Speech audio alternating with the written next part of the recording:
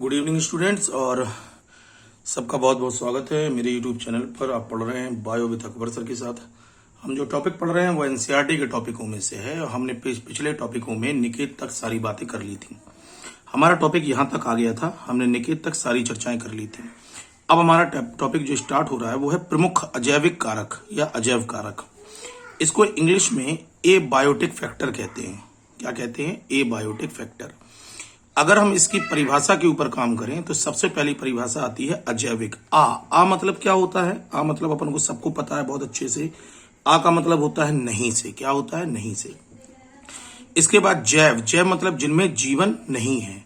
तो परिभाषा बनाएंगे तो परिभाषा बनेगी ऐसे कारक जिनमें जीवन उपस्थित रहने का कार्य नहीं करता, परंतु ये कारक अपनी क्रियाओं के द्वारा जीव को प्रभावित करने का कार्य करते हैं।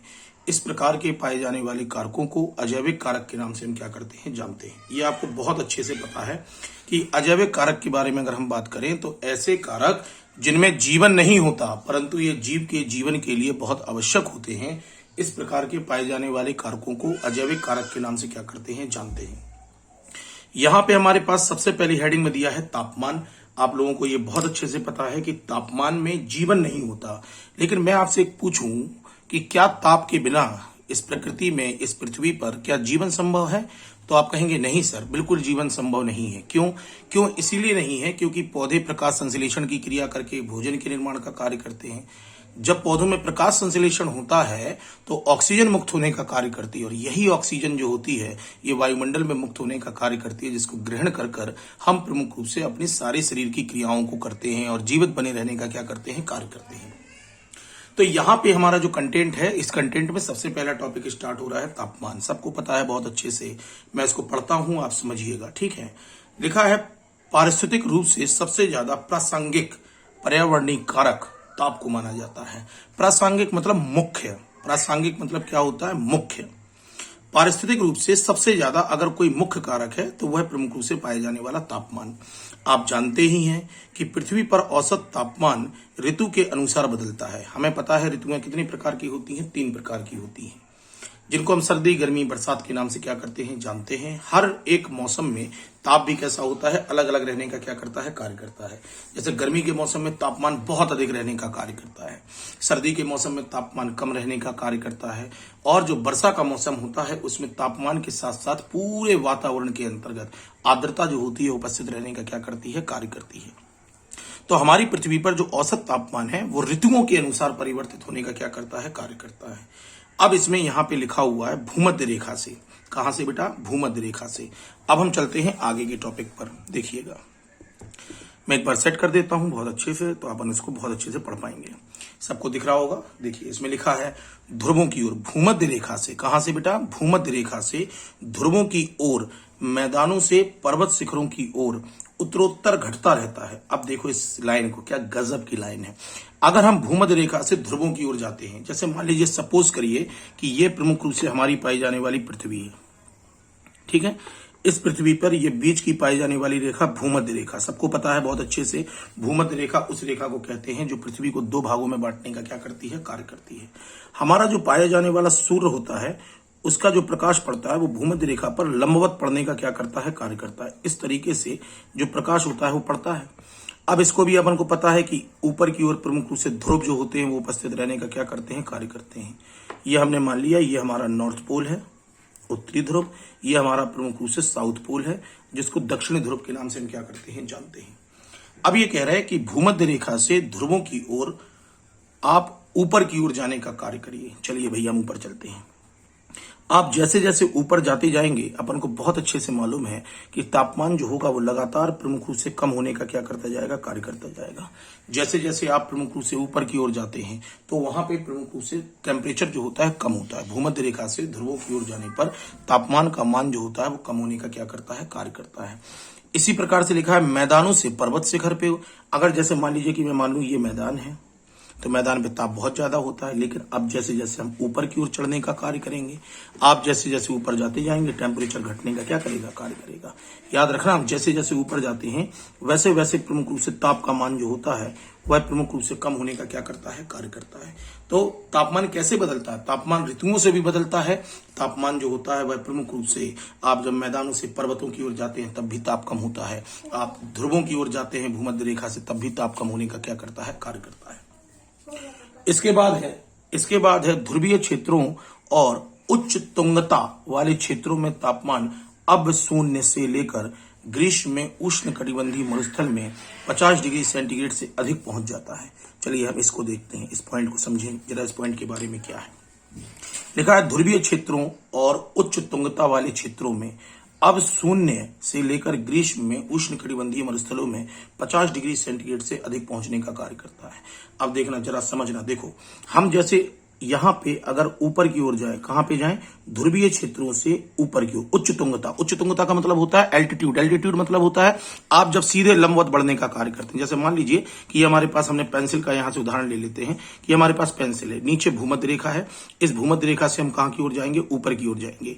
तो जब एल्टीट्यूड की बात करते हैं तो ये प्रमुख रूप से सीधी खड़ी लाइन होती है, सीधी एकदम लंबवत। आप सीधे भूमध्य रेखा पे नीचे हैं, आप नीचे से प्रमुख रूप से कहां की ओर जाओ? आप बिल्कुल सीधे ऊपर की ओर जाने का कार्य करो। तो ये टेम्परेचर जो होगा वह प्रमुख रूप से कम होने का क्या करेगा? कार्य करेगा। इसी प्रकार से जब क्षेत्रों में तापमान जो होता है वो कम होने का कार्य करता है, लेकिन ग्रीष्म में, अगर हम गर्मी में देखें तो गर्मी में उष्ण कटिबंधीय मरुस्थलों में ये 50 डिग्री सेंटीग्रेड से अधिक पहुंचने का क्या करता है? कार्य करता है। अब यहां पे वर्ड आता है उष्ण कटिबंधीय क्षेत्र किन्हें कहते हैं? उष्ण कटिबंधीय। उष्ण मतलब लिखा है गर्म, कटिबंधीय मतलब पाया जाने वाला प्रमुख रूप से आपका क्षेत्र या पाए जाने वाले वन। उष्ण कटिबंधीय का मतलब क्या हुआ? उष्ण कटिबंधीय का मतलब हुआ यानी ऐसे क्षेत्र जहां पे प्रमुख रूप से बहुत ज्यादा गर्माहट रहने का कार्य करती है। जैसे मरुस्थल का इन्होंने उदाहरण दिया कि मरुस्थल में हमारा टेम्परेचर 50 डिग्री सेंटीग्रेड से भी अधिक पहुंच जाता है। हम जब ऊपर की ओर जा रहे हैं तो कम हो रहा, लेकिन हम मरुस्थल में बढ़ने का कार्य कर रहे हैं तो वहां पे प्रमुख रूप से पाए जाने वाला हमारा टेम्परेचर जो होता है बढ़ने का क्या करता है? कार्य करता है। फिर लिखा है, लेकिन कुछ बेजोड़ आवास भी हैं, जैसे कि गर्म झरने और गहरे सागर के उष्ण जलीय निकास, जहां औसत तापमान 100 डिग्री सेंटीग्रेड से अधिक हो जाता है। अब आप देखो, गर्म झरने के बारे में बात करें, जैसे ऑस्ट्रेलिया के अंदर एक धारा बहती है जिसको गल्फ स्ट्रीम की धारा के नाम से हम क्या करते हैं? जानते हैं। यहाँ का टेम्परेचर 100 डिग्री सेंटीग्रेड से भी ऊपर है। ये भाप में बनने का कार्य करता रहता है, पानी जो होता है भाप के रूप में परिवर्तित होने का कार्य करता रहता है। फिर इसके बाद आ जाता है, यह सामान्य आपका उष्ण जलीय हो गया। गहरे सागर में हम पानी के बिल्कुल अंदर पहुंच गए, डीप सी में बिल्कुल अंदर उतर गए। आप जब डीप सी में जाने का कार्य करेंगे, गहरे समुद्र में, तो आपको पता होना चाहिए कि नीचे लावा बहता है। अब लावा बह रहा है भैया, तो लावा बहेगा तो वहां का टेम्परेचर भी बहुत अधिक रहने का क्या करेगा? कार्य करेगा। फिर इसके बाद लिखा है, यह सामान्य ज्ञान है कि आम के पेड़ कनाडा और जर्मनी जैसे शीतोष्ण देश में नहीं होते। अब आम का पेड़ कनाडा में क्यों नहीं होता? क्योंकि आम के पौधे को प्रमुख रूप से बड़े होने के लिए, वृद्धि करने के लिए, या फल का निर्माण करने के लिए, या पुष्प का निर्माण करने के लिए लंबे समय तक प्रकाश की आवश्यकता रहने का क्या करती है? कार्य करती है। दीर्घकालीन पौधा है। दीर्घकालीन मतलब लंबे समय तक पुष्पन की क्रिया को करने के लिए आम का पौधे को प्रमुख रूप से प्रकाश की आवश्यकता रहने का क्या करती है? कार्य करती है। अब कनाडा और जर्मनी की कहां वैल्यू है भाई? कनाडा और जर्मनी में तो बहुत ज्यादा प्रमुख रूप से सर्दी रहने का कार्य करती है। जब यहाँ पे बहुत ज्यादा सर्दी रहने का कार्य करती है तो यहाँ पे आम का पौधा उगने का कार्य नहीं करेगा। फिर लिखा है, हिम चीते केरल के जंगल में नहीं मिलते। बिल्कुल सही बात है। हिम चीता या हिम तेंदुआ, हिम मतलब होता है बर्फीले क्षेत्रों में रहने वाला तेंदुआ। केरल में कहां आएगा? केरल में तो बहुत ज्यादा गर्मी रहती है। बिल्कुल सही बात है। तो ये समझाना ये चाह रहे हैं कि हर एक जीव जो होता है वो तापमान के अनुसार ही रहने का कार्य करेगा, यानी ताप जीव को प्रभावित करेगा। केरल में हिम तेंदुआ क्यों नहीं रह पा रहा? इसलिए नहीं रह पा रहा, उसका कारण ये है कि जो पाए जाने वाले हमारे हिम तेंदुए हैं वो सर्दीले वातावरण के लिए हैं, ठंडे वातावरण के लिए, बर्फीले क्षेत्रों के लिए हैं। अब केरल में तो बहुत ज्यादा गर्मी पड़ रही है, तो वहां पे कहां रहेगा? जीव के अनुकूल ही नहीं है टेम्परेचर। जब जीव के अनुकूल नहीं है तो जीव उस जगह पे अपने आवास के निर्माण का कार्य नहीं करेगा। इसी प्रकार से आम के पेड़ नहीं उगेंगे कनाडा और जर्मनी में। क्यों? क्योंकि आम का पौधा दीर्घकालीन पौधा होता है जिसको पुष्पन की क्रिया करने के लिए लंबे समय तक प्रकाश की आवश्यकता रहने का क्या करती है? कार्य करती है। तो यहाँ पे जो कनाडा और जर्मनी है ये तो ठंडे वातावरण है, तो वहां पे भी हमारा आम का पौधा उगने का कार्य नहीं करेगा। यानी ये बता रही है लाइन हमें, ये लाइन हमें क्या इंडिकेट कर रही है? ये लाइन हमें ये इंडिकेट कर रही है कि प्रत्येक जीव के पाए जाने वाले आवास पर उसके वातावरण का, अर्थात ताप का भी प्रभाव रहने का क्या करता है, कार्य करता है। ताप एक ऐसा कारक है जो वातावरण में पाए जाने वाले जीवों को अर्थात पेड़ पौधों को और जंतुओं को प्रभावित करने का क्या करेगा, कार्य करेगा। फिर इसी प्रकार से लिखा है ट्यूना मछली महासागर में शीतोष्ण अक्षांशों से आगे कभी कभार ही पकड़ी जाती है। अब देखो ट्यूना मछली जो होती है वो हमेशा कहां पे, ठंडे वातावरण के अंतर्गत रहती है, शीतोष्ण बिल्कुल ठंडे। ट्यूना मछली बहुत अच्छी होती है, स्वाद में मांस में खाने के लिए बहुत अच्छी है, बहुत अच्छे स्वादिष्ट मछली रहती है, इसका मांस बहुत स्वादिष्ट होता है। ठीक है, तो ये कहाँ पाई जाती है, शीतोष्ण में। तो ट्यूना मछली का जो शरीर है या ट्यूना मछली का जो वातावरण है वो कहाँ के लिए, शीतोष्ण वातावरण के लिए है। तो वो क्या गर्म वाले वातावरण में रह पाएगी, जीवित नहीं रह पाएगी। क्यों नहीं रह पाएगी, इसलिए नहीं रह पाएगी क्योंकि वह उस तापमान को आसानी से सहन करने का कार्य नहीं कर सकती। यानी ये लाइन बता रही है हमें कि प्रत्येक जीव जो होता है उस जीव पर वातावरण के ताप का या आवास के ताप का प्रभाव रहने का कार्य करता है। अगर जीव आपके गर्म वातावरण के रहने के लिए अनुकूल है तो वो गर्म वातावरण में ही रहेगा, ठंडे वातावरण में रहने के लिए अनुकूल है तो वो ठंडे वातावरण में ही रहेगा। ऐसा नहीं होगा कि अगर पाया जाने वाला जीव प्रमुख रूप से गर्म वातावरण में रहने वाला है और अचानक से ठंडे वातावरण में आ जाए और जीवित रह जाए, नहीं हो सकता। इसको याद रखिएगा, ठीक है। चलिए अगले पॉइंट पे आते हैं। लिखा है जीवधारियों के लिए तापमान के महत्व को आप उस समय अच्छी तरह से सराह सकते हैं या बता सकते हैं जब आपको पता चले कि यह एंजाइमों की बलगदगी को प्रभावित करता है। गजब पॉइंट है भाई, याद रखना कोई भी जीव प्रमुख रूप से क्यों नहीं रह सकता। हम आपको बता दें कि प्रत्येक जीव के जो ताप होता है, ताप जीवों के पाए जाने वाले एंजाइम्स को प्रभावित करने का कार्य करता है। और एंजाइम जो होते हैं वो शरीर की जैविक क्रियाओं को नियंत्रित करने का कार्य करते हैं।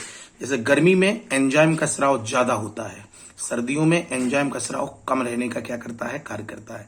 अब जो जीव लंबे समय से सर्दी में रहता चला आया, उसके शरीर में जो पाए जाने वाले प्रमुख रूप से एंजाइम हैं वो ज्यादा मात्रा में निकलने का कार्य कर रहे हैं। अब वो जब सर्दी वाले वातावरण में पहुंचेगा तो एंजाइम कम निकलेंगे तो उसका शरीर इस परिवर्तन को सहन नहीं कर पाएगा। तो उसकी मजबूरी है कि वो ठंडे वातावरण को छोड़कर पुनः अपने ग्रीष्म वातावरण के अंतर्गत जाने का क्या करे, कार्य करे।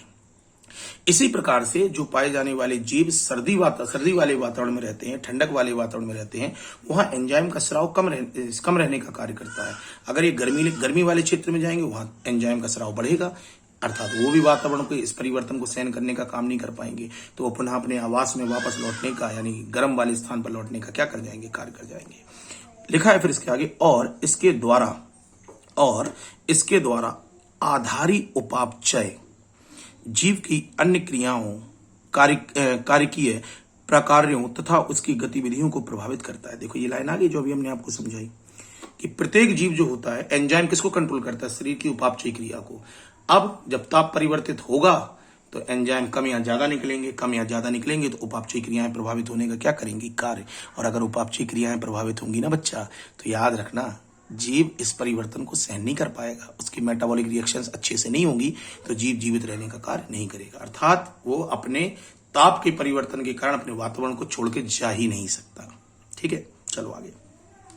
फिर लिखा है कुछ जीव तापमानों की व्यापक परास को सहन करने का कार्य करते हैं और उसमें खूब बढ़ते हैं। इस प्रकार के जीवों को यूरीथर्मल जीव या पृथुतापी जीव के नाम से हम क्या करते हैं, जानते हैं। देखो ये ताजी लिखा है ना, ताजा, ये गलत लिखा है, पृथुतापी है बेटा ये, ठीक है, याद रखना इसको। पृथु ताजापी नहीं होता वर्ड कोई, पृथुतापी वर्ड होता है, पृथु ताजापी कोई वर्ड नहीं होता, इसको याद रखिएगा सभी। ठीक है, चलो डेफिनेशन सुन लीजिए। हमसे पूछा जाए पृथुतापी या यूरीथर्मल जीव किन्हें कहते हैं, तो परिभाषा बना लो भैया। परिभाषा सुनना, सब ध्यान से लिख लेना, समझ लेना।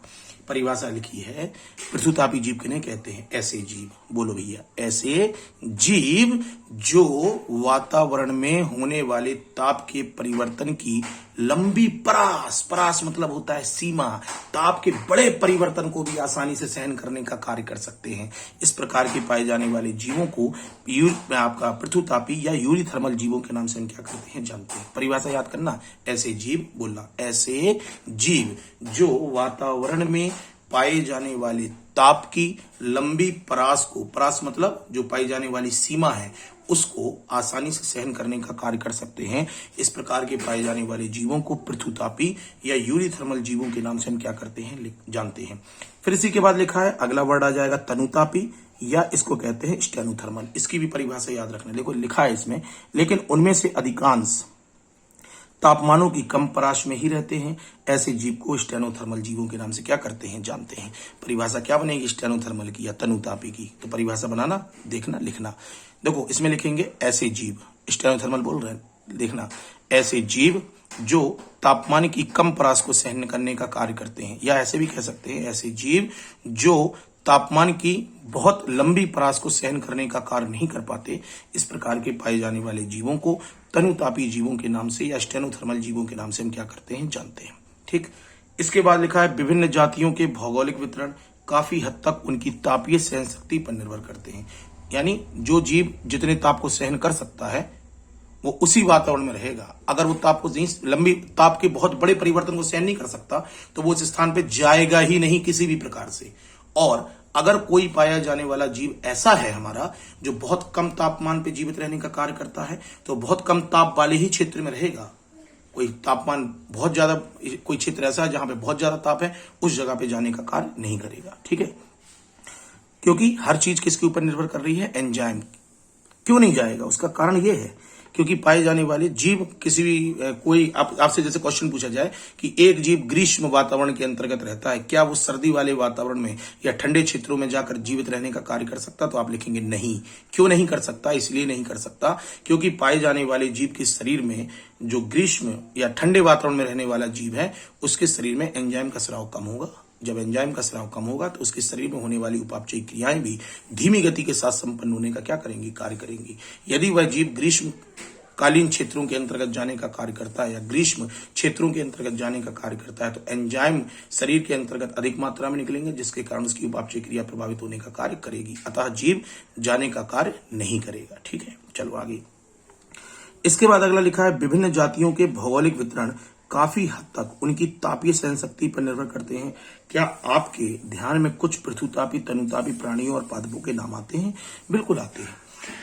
जैसे हम कहें ग्रीष्मकालीन पाए जाने वाले क्षेत्र के पौधे, ग्रीष्मकालीन में जैसे पौधों के बारे में बात करें, आम का पौधा, बरगद का पौधा, पीपल का पौधा।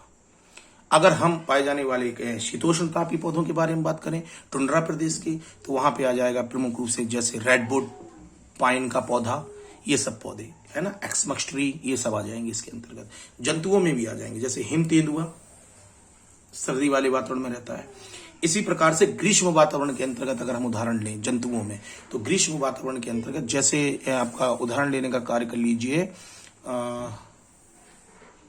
एक कोई हम जीव ले लेते हैं, जैसे सपोज करिए शेर है ना, जो वनों में रहने वाले शेर हैं वो प्रमुख रूप से आपके नहीं रह सकते। इसी प्रकार से प्रमुख रूप से कछुए भी प्रमुख रूप से ठंडे क्षेत्रों में जीवित रहने का कार्य नहीं कर सकते। अब आप कहेंगे सर सर्दी वाले क्षेत्र की बता दो। आपने देखा होगा एक पक्षी जिसको हम प्रमुख रूप से कीवी के नाम से क्या करते हैं, जानते हैं, है ना, कीवी नामक पक्षी होता है। इसी प्रकार से प्रमुख रूप से पेंगुइन नामक पक्षी होता है। ये सब कहाँ रहते हैं, सर्दी वाले क्षेत्रों में रहने का क्या करते हैं, कार्य करते हैं। इसी प्रकार से एक आपका एक और जीव होता है जिसका फर उपस्थित होता है, मछलियों के समान होता है लेकिन मछली नहीं होता। बड़ा अच्छा सा नाम है, चित्र ध्यान आ रहा है माइंड में लेकिन अभी नहीं बता पा रहे ऐसे। चलो कोई बात नहीं, छोड़ दो, उदाहरण तो हमने बता ही दिया आपको। फिर लिखा है हाल ही के वर्षों में धीरे धीरे बढ़ते हुए औसत भूमंडलीय तापमान पर चिंता बढ़ी है। बिल्कुल, देखो हमारी पृथ्वी का टेम्परेचर लगातार बढ़ने का क्या करता जा रहा है, कार्य करता जा रहा है। अब जब देखो, हाँ जैसे अभी हमने आपसे बोला था ना, याद नहीं आ रहा, देखो सील नामक जो मछली होती है, जिसके ऊपर मछली कहते हैं, एक्चुअली वो जीव है। सील को अगर आप देखना, सील कहाँ पाई जाती है, सील नामक मछली जो होती है वो बर्फीले क्षेत्रों में होती है। क्या वो ग्रीष्मकालीन क्षेत्रों में रह पाएगी, नहीं रह पाएगी। ठीक है, चलो इसमें लिखा है अगला पॉइंट है हाल ही के वर्षों में धीरे धीरे बढ़ते हुए औसत भूमंडलीय तापमान में चिंता बढ़ी है। अगर ये बढ़ोतरी जारी रही तो क्या आपको आशा है कि कुछ जातियों के वितरण का दायरा प्रभावित होगा? बिल्कुल होगा। अब एक चीज के बारे में सुनना समझना, जैसे ग्लोबल वार्मिंग हो रही है, लगातार हमारी पृथ्वी का टेम्परेचर बढ़ रहा है, हर साल 1 डिग्री कुछ दशमलव में बढ़ रहा है या दशमलव के कुछ डिग्री सेंटीग्रेड में बढ़ रहा है, लगातार टेम्परेचर बढ़ रहा है। भैया टेम्परेचर अगर बढ़ेगा ना भैया, तो एक बात बहुत अच्छे से याद रखना, जीव का जोग्राफियल क्षेत्र प्रभावित होगा, भौगोलिक क्षेत्र जिसमें वो रह रहा। और अगर भौगोलिक क्षेत्र प्रभावित हुआ तो जीव मर जाएगा, और जीव अगर नष्ट हो गया तो फिर पारितंत्र का कोई महत्व नहीं, क्योंकि पारितंत्र जो है ना वो किससे बनता है, जीव और उसके वातावरण से। जब जीव ही नहीं तो वातावरण किस काम का, है ना। है ना। तो इस चीज को बहुत अच्छे से आप याद रखना कि अगर ग्लोबल वार्मिंग होती है तो जलवायु परिवर्तन होगा, जलवायु परिवर्तन होगा तो भौगोलिक परिवर्तन होंगे, और भौगोलिक परिवर्तन होंगे तो जीव भी प्रमुख रूप से परिवर्तित होने का कार्य करेगा। जो जीव परिवर्तित नहीं हो पाएगा, धीरे धीरे बड़ी विविधता वाले जीव, इतनी बड़ी भिन्नता वाले जीव जो होंगे वो धीरे धीरे नष्ट होने का क्या करेंगे, कार्य करेंगे। तो ये हमारा तापमान का प्रभाव है। ठीक है, ये क्वेश्चन बन सकता है, अगर बढ़ोतरी जारी रही, अगर जैसे भूमंडलीय तापमान लगातार बढ़ता रहा तो आपको क्या आशा है, कुछ जातियां का वितरण का दायरा प्रभावित होगा? तो आप इसमें लिखेंगे हाँ बिल्कुल होगा, क्योंकि ताप के परिवर्तित होने पर जलवायु परिवर्तन होगा, जलवायु परिवर्तन होने पर भौगोलिक परिवर्तन का कार्य किया जाएगा, जिसके कारण जीव के आवास प्रभावित होने का कार्य करेंगे, और कुछ जातियां नहीं, बड़े स्तर पर पाई जाने वाली जातियां जो होंगी वह प्रमुख रूप से नष्ट होने का क्या करेंगी, कार्य करेंगी। तो ये इसके अंतर्गत आता है। ठीक है, तो ये हमारा तापमान का पूरा पैराग्राफ हमने आपको समझा दिया एनसीईआरटी से लेकर।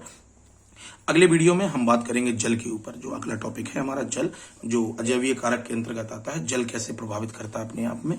तो आशा करेंगे कि ये वीडियो आपके लिए बहुत हेल्पफुल रहेगा, आगे तक आप इसको पढ़ पाएंगे। और अगर किसी प्रकार का कोई दिक्कत या क्वेरीज अगर आपको आती है, समझ में नहीं आता है, तो आप हमसे पूछ सकते हैं। हमें यहाँ पे डेफिनेशन याद रखनी है, पृथुतापी की, तनुतापी की।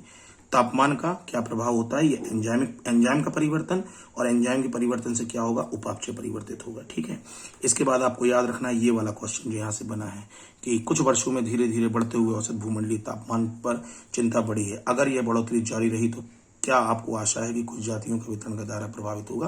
तो इसमें याद रखना कि अगर तापमान परिवर्तित होगा तो जलवायु परिवर्तन होगा, जलवायु परिवर्तन होता है तो भौगोलिक और आवासीय परिवर्तन होने का कार्य करेंगे, जिसके कारण बड़ी जो जीव जातियां हैं या जीव जातियों की जो विविधता है वह प्रमुख रूप से प्रभावित होने का कार्य करेगी, और जीव लंबे स्तर पर बहुत अधिक मात्रा में मरने का क्या करेंगे, कार्य करेंगे। ठीक है, तो ये हमारे पास 4 क्वेश्चन इससे मिल गए। एक क्वेश्चन ये, दूसरा क्वेश्चन तनुतापी और प्रमुख रूप से यूरिथर्मल, और तीसरा क्वेश्चन इस बात के ऊपर मिल गया कि तापमान किसको प्रभावित करता है, एंजाइम्स को, और एंजाइम्स किसको प्रभावित करता है, उपापचयी क्रियाओं को। ठीक है, तो चलिए फिर वीडियो के साथ मिलते हैं, अगले वीडियो के साथ जल के ऊपर बात करेंगे। तब तक के लिए बहुत बहुत धन्यवाद, बहुत बहुत आभार। अगर वीडियो अच्छा लगे तो उसको लाइक करें, सब्सक्राइब कर लें चैनल को, और वीडियो को वायरल कर दें ताकि और लोगों का ही भला हो सके। चलिए तो फिर मिलते हैं, तब तक के लिए बहुत बहुत धन्यवाद। नेक्स्ट वीडियो का इंतजार करिएगा। Thank you.